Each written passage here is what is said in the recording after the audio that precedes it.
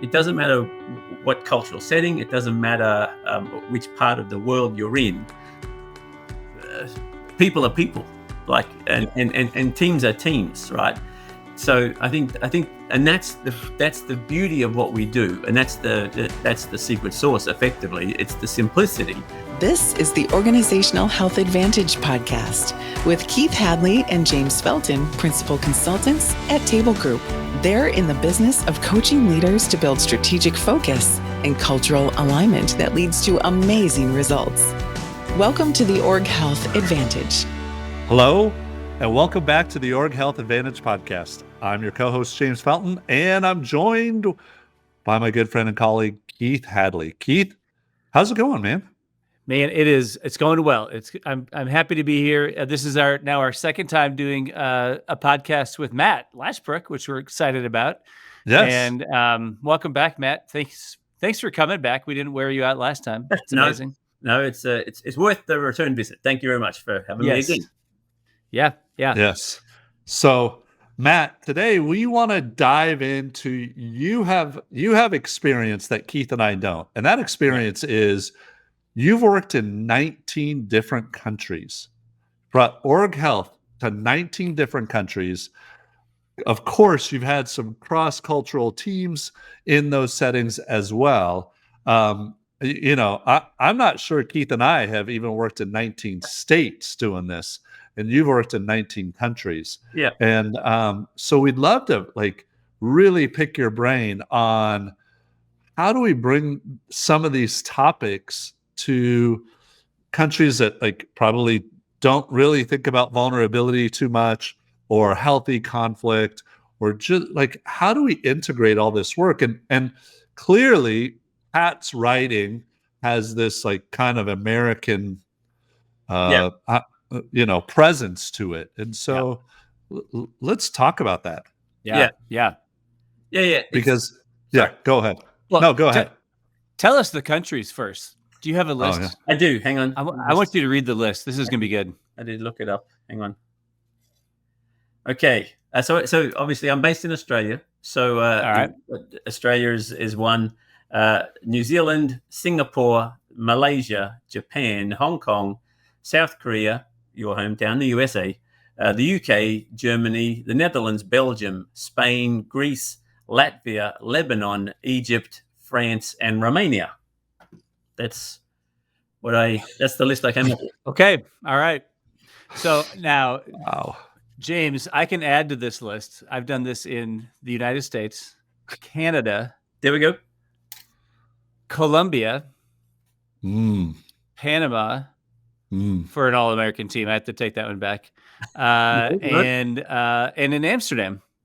Yeah. And I was actually with Matt in Amsterdam, and I had this funny experience of being the only American in the room, and folks from all over the world. And that's what we want to explore, though, is is Org Health an American thing? Is Table Group just an American thing? Are these models just an American thing? Obviously the answer is no. No. But how do you even approach that, Matt? What have you seen? What are some of your thoughts? Yeah, I think there's in certain areas the Americanism of the models and the writing isn't an issue, right?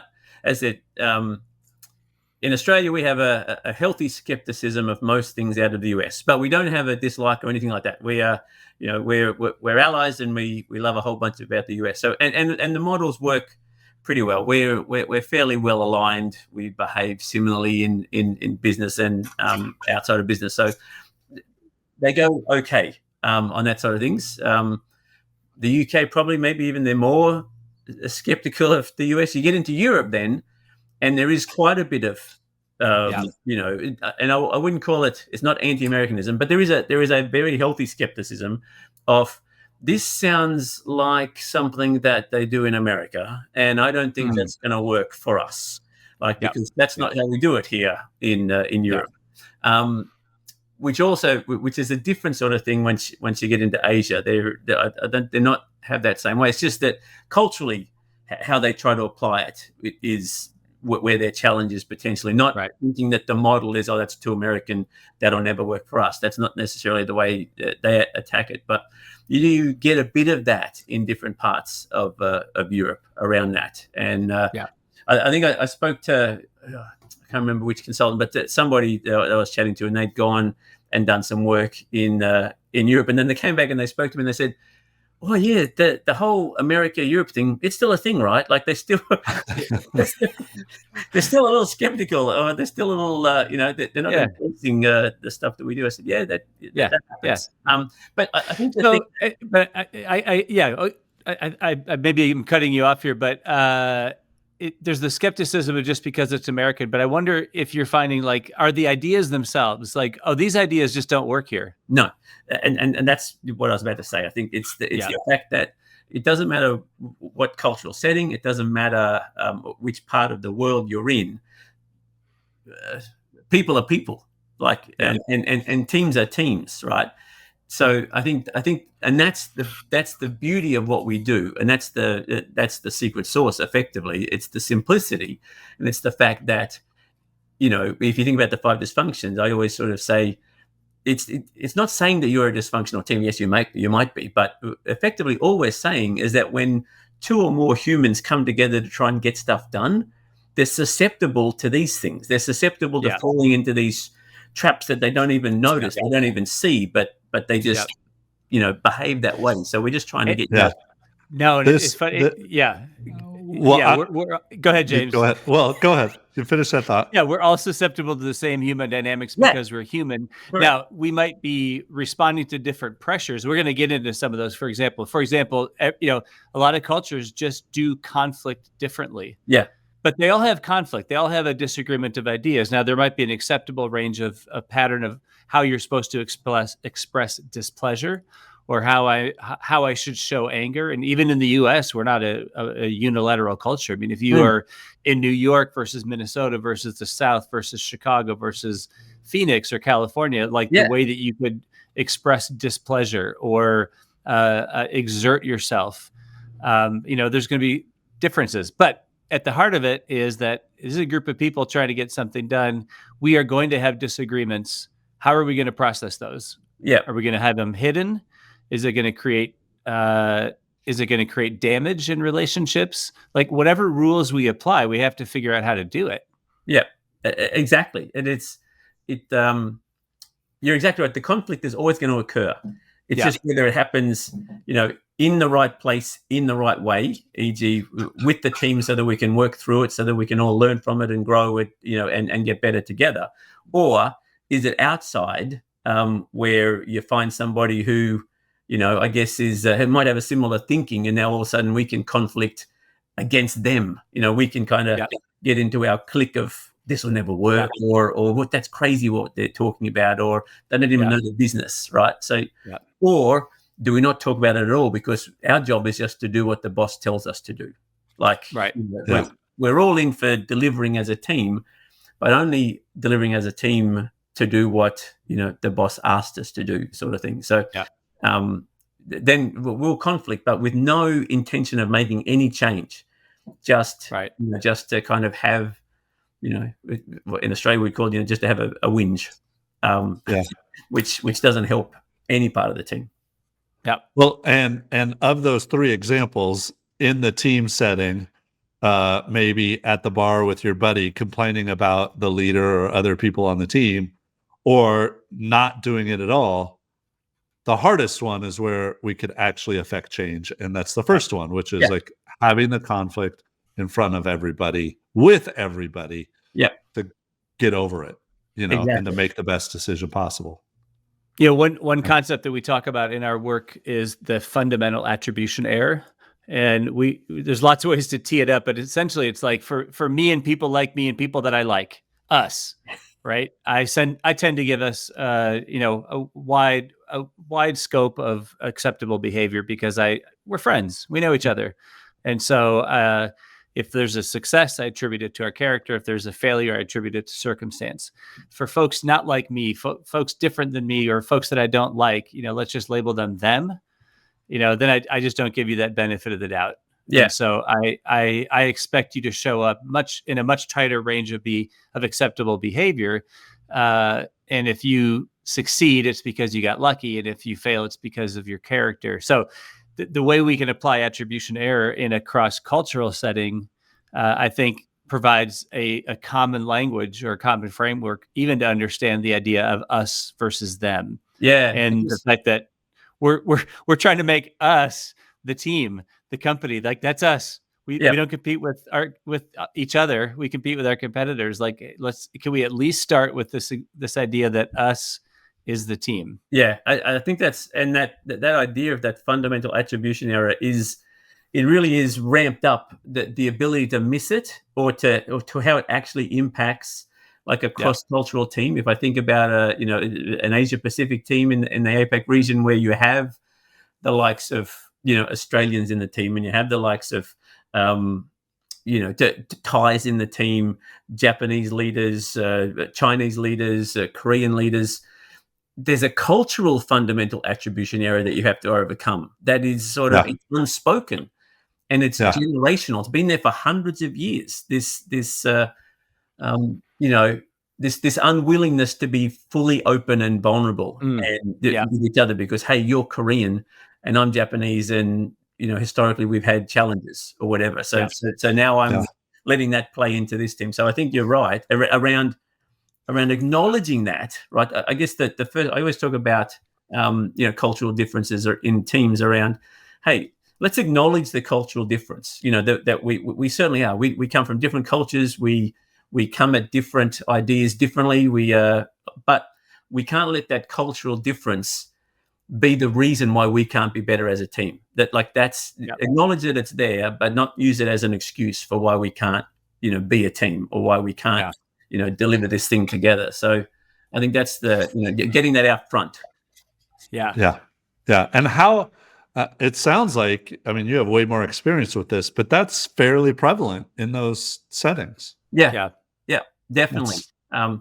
You won't run into an APAC team that doesn't have, someone from all of those. Just from a country lead perspective, you might have different, it might be Australian heavy in the functional side of things. It might not be, but you're going to have a country leader from all of those ones. And it is the challenge. And you have different levels of maturity in leadership, as you would know, like just in any role, and people who have sort of been able to understand that I can't be held hostage by my culture in leadership and in as part of the work across cultures. And then you'll run into a team that has a relatively new leader, who's stepped up to the plate and maybe is still carrying some of that with them, and then the leader and we have to help them sort of move into that ability to be vulnerable and to get over that cultural attribution error. Maybe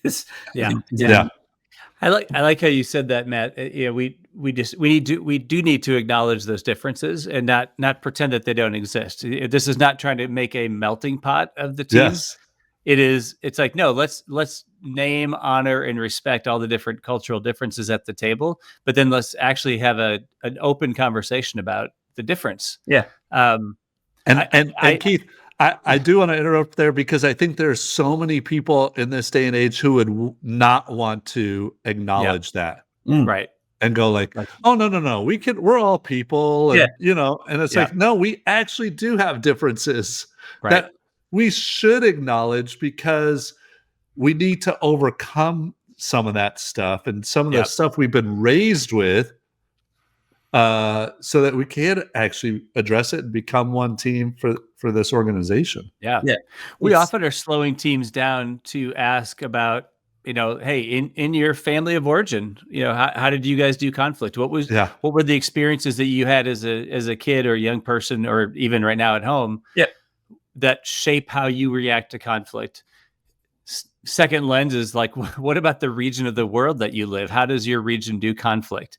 And then the third important question is, okay, but on this team, how are we going to do it? Like we want to have open dialogue around different ideas. Yeah. I think the thing that helps a lot, like it does in all teams, right? But especially when you talk about some of these cross-cultural ones, because, and especially in APAC, right? They want to deliver. They want to be successful. They want to, do what's asked them effectively. And when you can when you can get them to understand that this is how we were going to be able to succeed as a team, like this is actually going to help you be a better delivery team, this is going to help you execute those things better, then that's where you can sort of get that buy-in more around, like, you're not just asking me to do something that's going to be hard for me for no benefit. You're not just going to ask me to operate outside my cultural norm just to bring me into alignment with what the company thinks. No, it's we want to get better as a team together, because that's how we're going to win as a team together, right? That's how we're going to be able to deliver both for the company, but also for your own, feeling of worth and gratitude and feeling like you've made that great contributions to the work that you do. Is you have to lean into the team to do that. Yeah. Matt, I'm hoping you can tell a few stories. If you think about the 19 countries, and even pick a country where you had a team with a lot of diverse backgrounds, in the models of org health, what have been some of the parts of the org health methodology that you most need to slow down to explain? And then I'm going to ask the opposite as well. It's like, what are some areas that it's like, oh yeah, everybody gets that? Everybody gets that. I think. What are the hardest? Yeah, what are the hardest ones? Go ahead. Sorry. The hardest ones are, I think they're universal, really. Like, I don't think it matters culturally, because I think the hardest ones are conflict and accountability. I think they're the ones where we have this challenge that, from a conflict perspective, if you work in a lot of APAC regions, it's not a case of you just don't challenge the leader. Like, it's just not an acceptable thing to do.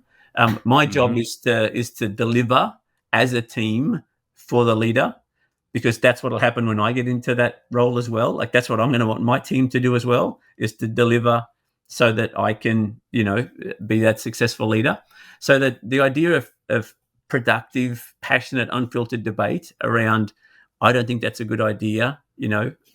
That's a really foreign concept for some teams. Whereas for other teams, it's a really, really easy concept. It's like, of course I'm going to say that's a dumb idea, because that's a dumb idea. Why would I try to execute a dumb idea?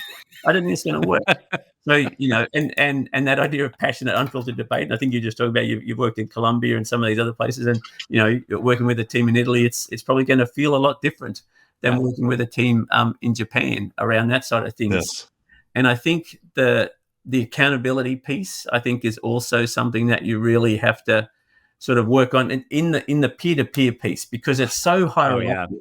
Like, they're so used to being held accountable by their leader and holding their subordinates accountable, and that's that regular hierarchy, which it is in all organizations. It is the thing that we have to sort of get them, but it's so ingrained in some cultures around, like, that is it, right? You're only going to hear from your boss twice a year around whether you're doing a good job or not, and having them as a peer in that accountability loop, that I think is something that you really have to, like, I literally see blank faces sometimes, like when I sort of go through that part of the triangle, and it's like, no, I don't think that. I don't. How was that going to work? Like, that's going to do that. No, that's right. We're not going to do that. We don't do that. I wonder. By the way, that's true in the U.S. too. Yeah, like totally. US. Yeah, but the challenge for most teams. Yeah, but I do wonder if the cultural piece adds even more complexity to peer-to-peer accountability. Yeah. I think it. I was going to say, so there's a couple of really good resources out there, and before this podcast is over, I'm going to grab one off the shelf. It's the culture culture map. Yeah, great. Such a good book, and somebody can look up who wrote that. I can't remember her name, but you can assess different cultures based on some different dynamics, and there's a few that have always stood out to me, and one of them is this idea of power distance. And there's like anthropologists have actually been able to name this thing as power distance, which is the how much distance do I feel there is between me and somebody in power above me or below me? Is it when I walk into a room we all rise, I wait until the leader asks me a question. I would never challenge the leader. That would be high power distance. Of course, I think the three of us, Australia and America, are coming from low power distance cultures where it's like you can treat your boss like your buddy. Yeah. And certainly nobody rises when I walk into the room, or really. Yeah, no. But yeah, that idea is like if I'm from a high power distance culture, then the idea of like peer-to-peer accountability even would be tough. Yeah. Or honor shame cultures where maintaining face and preserving one's dignity and honor is a real thing that sometimes from non-honor shame based cultures we don't quite appreciate how big a deal it would be for somebody to look you in the eyes and give you some feedback. Yeah. So I think maybe global teams are aware of this to some degree. They've maybe had some training. I get concerned about non-global teams that have one or two people from a minority culture on the team. Yeah. Who are just, who just maybe are just blind to these differences and they don't understand the impact of them. And it's not just Asia. I remember I was with a team in Athens in Greece, and they were an all Greek team, other than the leader who was Polish.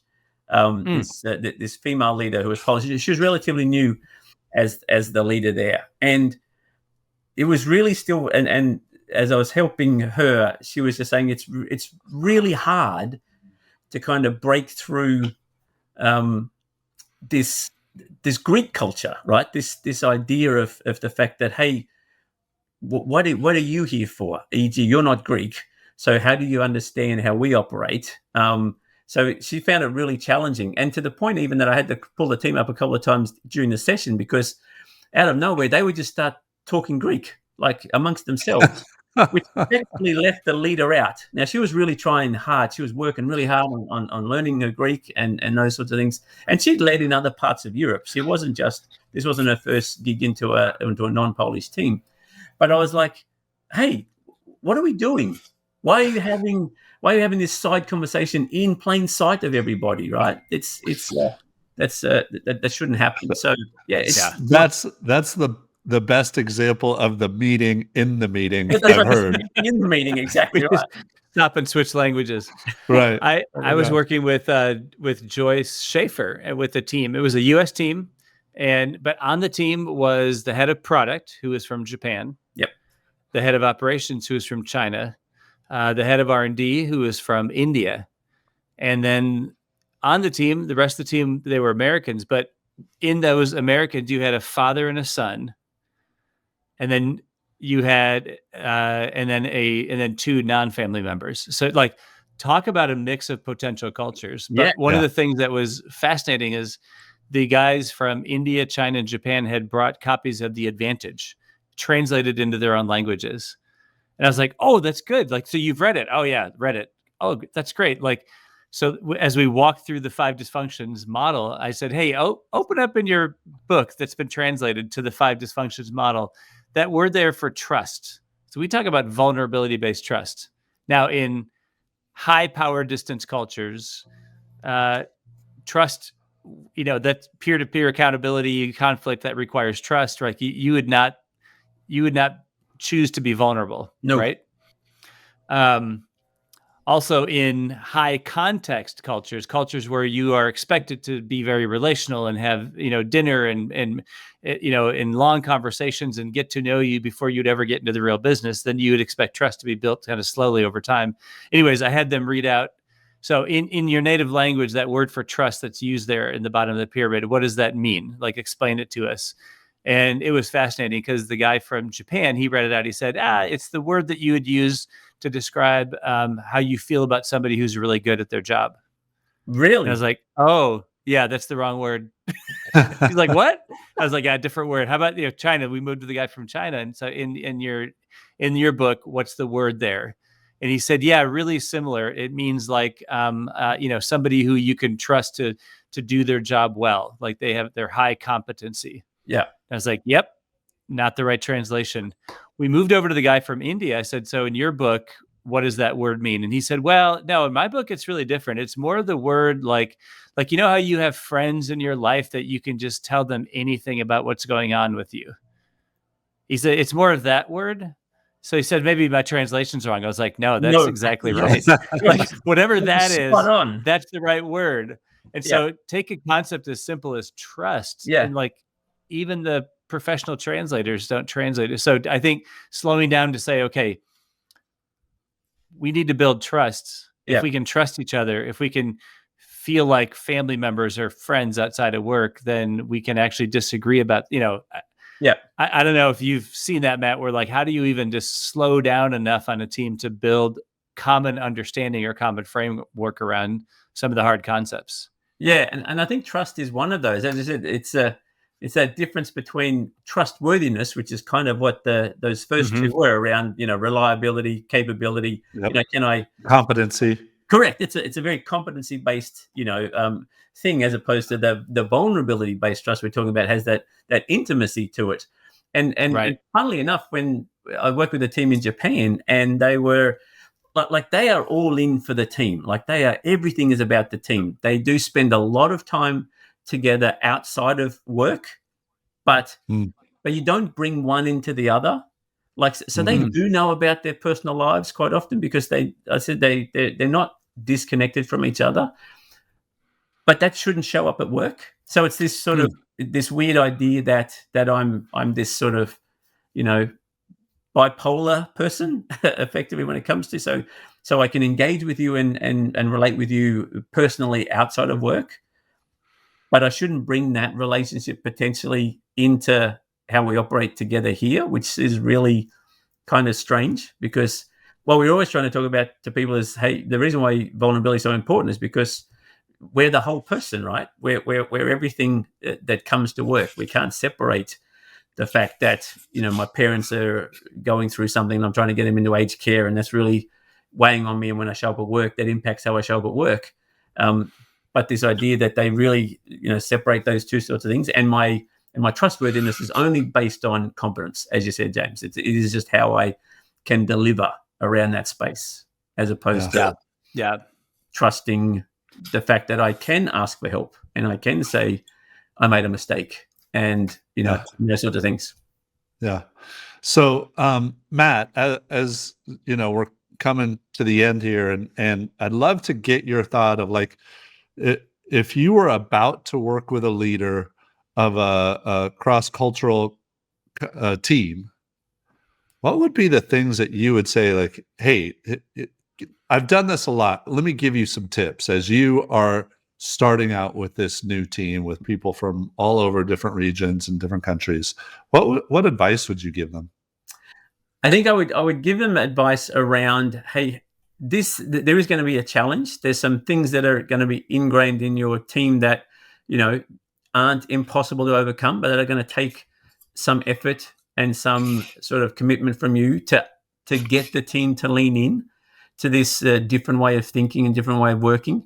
I think around acknowledging those cultural differences that I mentioned before, I think that's really important, to not let them go unsaid, right? And not to just assume that that's why we have these problems. We're going to have these challenges because this is what it's always been. I think you have to be prepared to not accept the cultural norm as your team norm. And what do we have to do differently? I guess that's a conversation you kind of have to think about. So if we do nothing, this is what it's going to look like. Is that what you want? No. Okay. So what are we going to do differently? How are we going to position this? How are we going to show them that this is actually going to help us as a team to be better around that sort of things? And here's some of the challenges that you're going to have, because again, their own leadership comes with a cultural bias in most cases. So getting them to be vulnerable around, here's where I've found sometimes when that cultural stuff's got in my way and when I did it well or I didn't do it well, and those sorts of things. So I guess getting them to sort of lean into that and ask for challenge.